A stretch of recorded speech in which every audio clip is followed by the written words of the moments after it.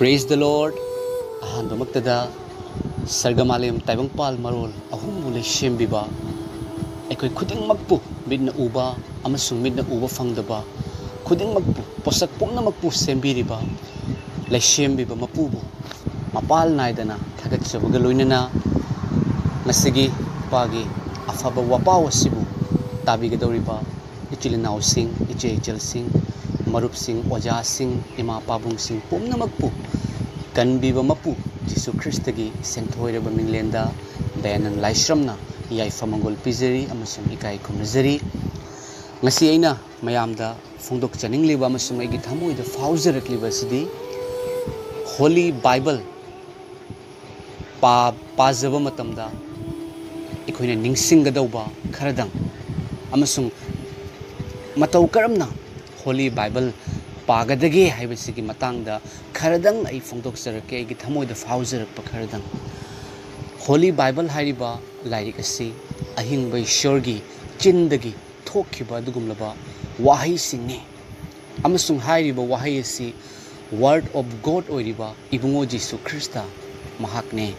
maramaduna aikhoigi problem pumnamaki aikhoigi langtaknaba pumnamaki aikhoigi wahang pumnamaki paukhumna thallaba aikhoida wari sanaba yaraba adugumlaba hingba ishorgi lairikne maramaduna ibungo Jisu Kristabu lausanjaraba amasung lausanjarake haiduna khanjariba ichilnaw iche chel aikhoigi damaktadi Holy Bible hairiba lairik ase hairiba ishorgi wahi ase khwaidagi hena mathau taba khwaidagi hena thoiba duni amasung aina ipagi wapaw haidok saba matamda ichilnaw singna iche ichel singna nauna ibungo Jisu Kristabu lausanjarage haiduna khanjaraba ichilnaw iche ichel sing amasung nauna lausanjaraba ichilnaw iche ichel singna engonda hangbirei madudi Holy Bible karamna pagani natraga Holy Bible gi pabagi maramda kharadang akoida takpirau haiduna amasung Holy Bible hairiba lairik asi akoina icham chamna paba taragadi haibadi masigi manungi oiriba artha do akoina khangba ngamoi icham chamba lairik amagumna akoina paba yade ishorgi wahaini nasidi ishorgi nungshibado ai mayamda phongdokjarake aduga yengbiriba thajadriba chilnaw iche ichel sing ima pabung sing Holy Bible hariba lairik asi chanbiduna adum paduna yengbiu ahingba ishorna adomda loina bigani adomgi problem pumnamakki solution lakani adomda langtaknaba leiramba taragadi adomgi langtaknaba kokhangani maramdi hariba lairik asi ahingba ishorgi Jisu Krista masamak aduni Jisu Krista gi wahini leshembi mapugi wahini amen hallelujah ai point khara thamjage ahanbadadi akoi iche ichel singna chilnaw singna hangbirei madudi Holy Bible se kadai da fangani haduna hangbirei aina haijening badi karigumba adomgi yumgi manakta church isorbu thagat pagi church ningna sang leiba taragadi adomna nongma matam kaithok piduna adomna church ta chatpiraga church tu da leiriba isorgi thagul tawriba isorgi macha singa amuktang wari sanabiu Holy Bible laujage haiduna aduga Holy Bible gi lairik asi thajaraba singna church singda khoi lemna ishorgi wahi ase pumna magna khangba yanabagi damakta lemna piribani hairiba oja sing aduga church ki members sing aduga wari sanabiu amasung Holy Bible ado laubiu adu nattaba taragasu lairik yonbagi dukan singda book store singda Holy Bible gi lairik fangi Holy Bible fangani adomna tanabiu adomna hangbiu thagachari aduga khwaidagi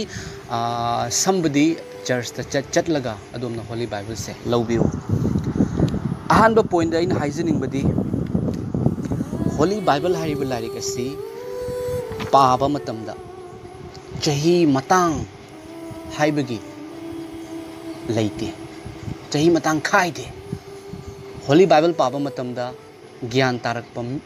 taraba miyo yamana Holy Bible paba yai aduga aina aikhoina mamangaida ojasing chilnaw iche chil ima pabung singna su tabiramba yai madudi aina di angang oringi matamda ingonda halamanna haibirei madudi dharma gi lairik paganu chahi nauringaida dharma gi lairik paganu chahi kunthra suraga natraga chahi kunmanga suraga natraga chahi nifu suraga matungda tongan tongan ma mising haibi rakibani madugi matungda paw haiduna haibi rai adubu ngasidi haizeningi Holy Bible se adom na gyan tarak pa matam dagi paba hobiu maram di karigino ishor gi wahi dharma gi lairik na taiba se matau karam na ishor fangani matau karam na ishor na pamba lambi da satkani haiduna hairibani ishor gi lairik paba gi chahi matang khak pa taragadi chahi kunthra dagi dharma gi lairik paw haiba taragadi chahi kunthra gi mamang da karigumba thawai ga haksanga khaina ba taragadi ishor gi wahai amatta khangdaduna ekoi thawai ga haksanga khaina duna ishor na pambana karino pamdabana karino thawai gi panthung na karino sarga na karino norok na karino khangdaba makhai gi swai launa mangki gani maramaduna Holy Bible na di lairik paba gi ishor gi wahai khangjabagi chahi matang thamde masigi damakta ishor bu mapal naidana thagajari aduga mathangda yengbiyo Holy Bible da ahanba Old Testament amasung New Testament ariba walep na ba amasung anauba walep na ba haiduna lay amasung naw na ishorbu thajarak pa amasung Holy Bible naw na pazari ba amasung pazarake haiduna khanbiri ba chil naw chil singda ina haijening badi adom ahanba da Ibungo Jesu Kristo na tabang panda lakpira ba matungi oiba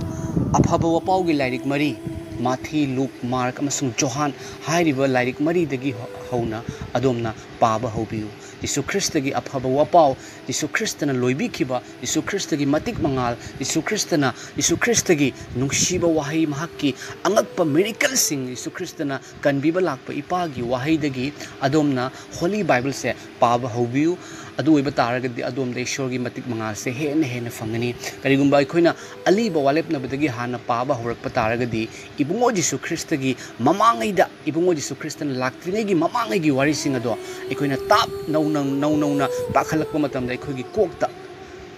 changba khara watkani maramaduna aina haijening badi adom anauba walep na badagi Jesu Kristo na loibi kiba thabak dagi afaba wapaw dagi haubiu mathi dagi adom haubiba yare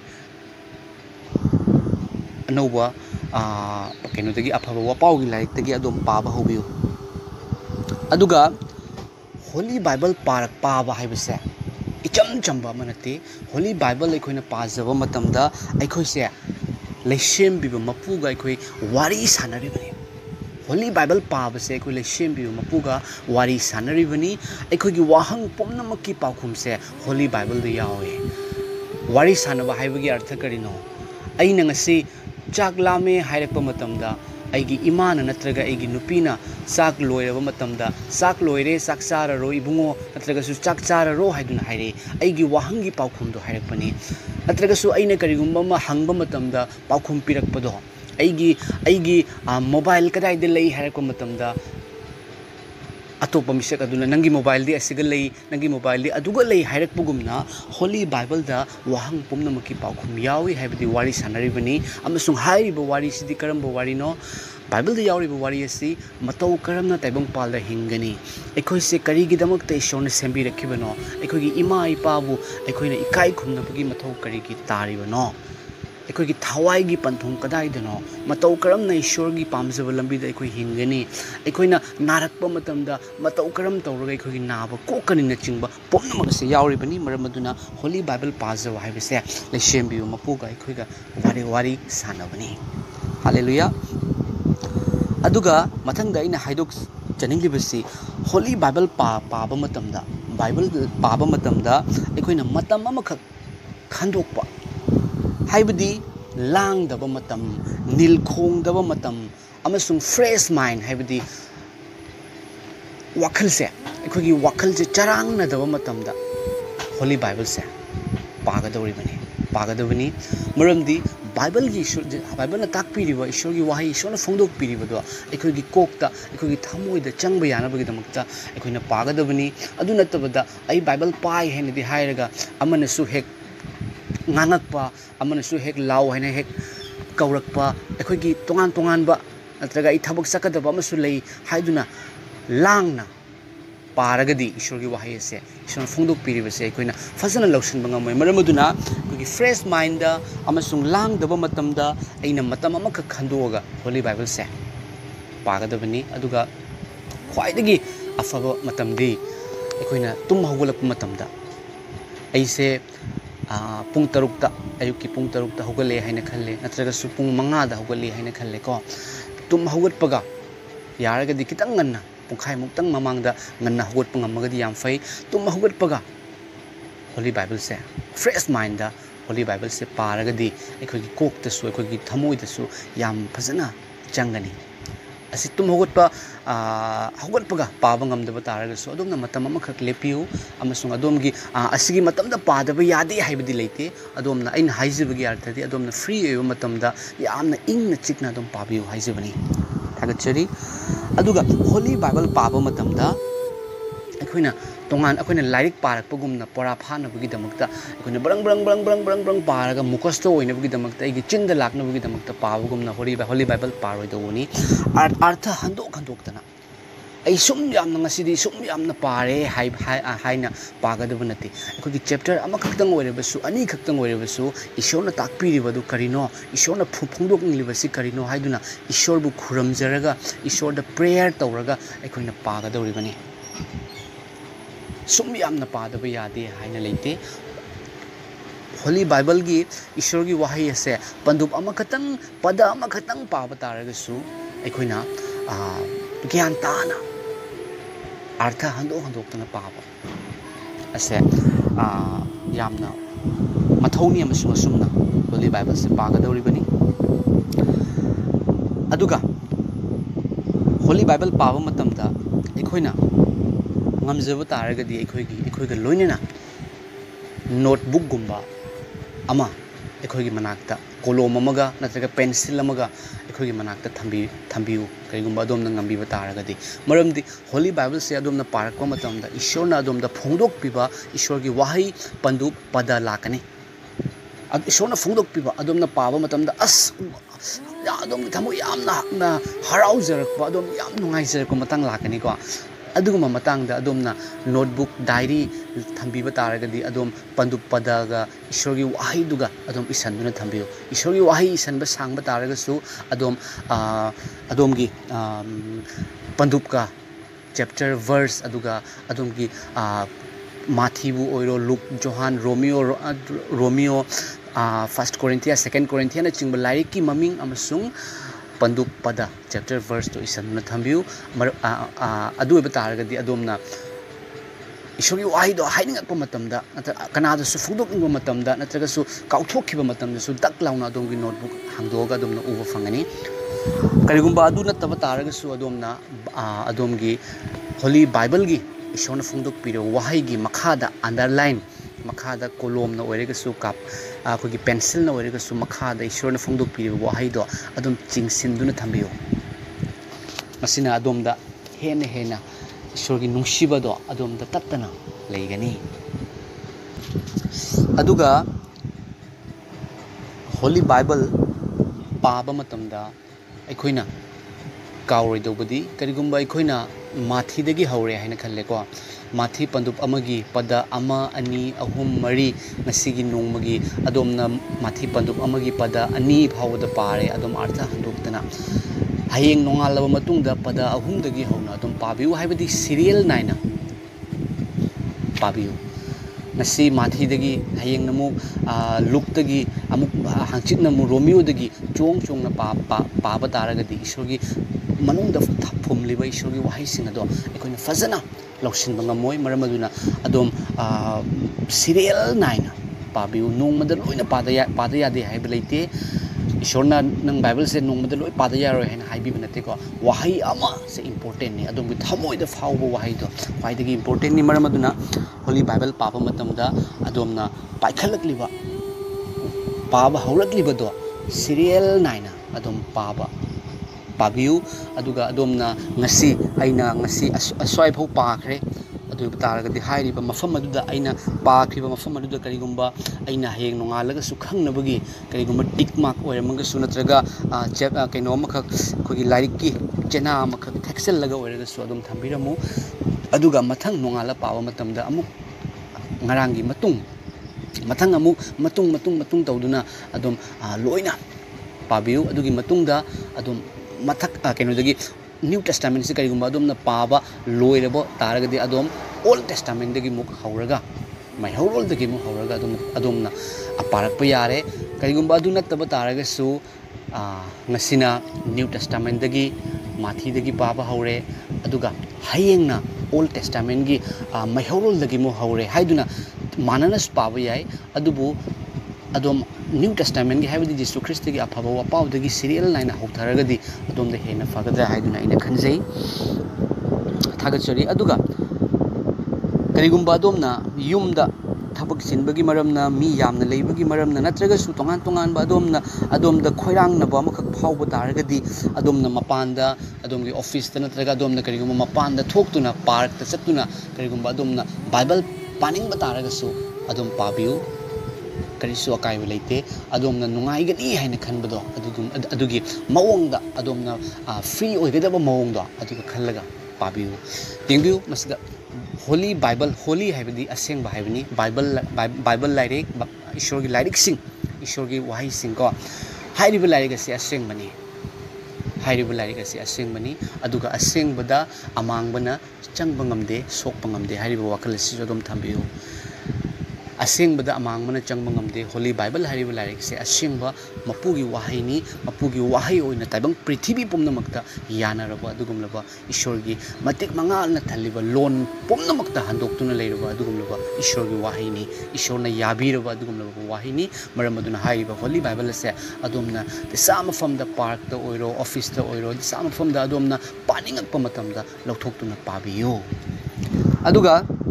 aina mase aina kharadang igi thamoida fauzer pa kharadang aina haijabani aduga aroibada aina haijiningi base adomna Holy Bible se parakpa matamda kari gumba matamda adomgi wakhalda sai paningaktre he ka hairakpagi wangang natraga ai Holy Bible pabase bo ai kok kasi sagale ka haibagi mawong natraga su ai thabak chakadaba lei haiduna tongan ba kari gumba adomda tongan ba problem kaya